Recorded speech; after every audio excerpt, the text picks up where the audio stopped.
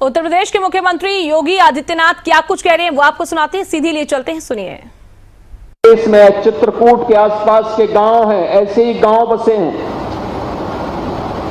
गांव की परंपरा वही है, काली माई का थान भी है। वहां पे लोगों ने अलग अलग तरीके से किया था। तो मैंने लोगों से पूछा कि भाई आप लोग यहां रहते हैं, किस रूप में रहते हैं, कैसे? उन्होंने कहा जब हम आए थे तो हमारे पास सहारा, हमारे पूर्वजों के पास सहारा केवल एक था और वह था एक रामायण का गुटका। मैंने कहा कि रामायण का गुटका क्या है मुझे बताओ। तो मैंने देखा पूज्य तुलसीदास जी महाराज की रामचरित्र मानस ही उनका सहारा बनी थी।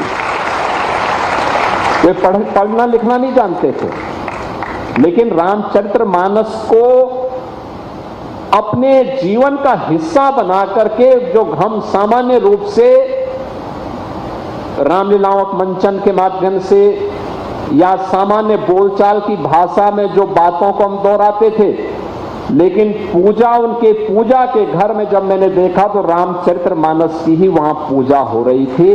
और याद करिए,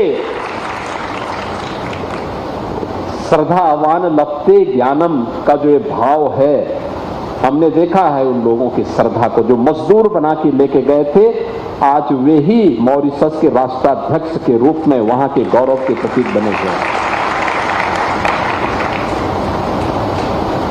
यानी ये श्रद्धा का ये भाव। और ये तो चित्रकूट की धरती का सौभाग्य है। तो जब हम यहां की बात करते हैं चित्रकूट के बारे में, ये चित्रकूट का सौभाग्य है। अनेक ऋषि मुनियों ने, दिव्य संतों ने इस धरती को अपनी साधना का, अपनी सिद्धि का आधार बनाया था। और मर्यादा पुरुषोत्तम भगवान श्री राम को भी वनवास कालखंड का सर्वाधिक समय इसी चित्रकूट की धरती पर उन्होंने व्यतीत किया था। ये प्रेरणा किसकी? महर्षि भारद्वाज की। प्रेरणा किसकी? महर्षि वाल्मीकि की।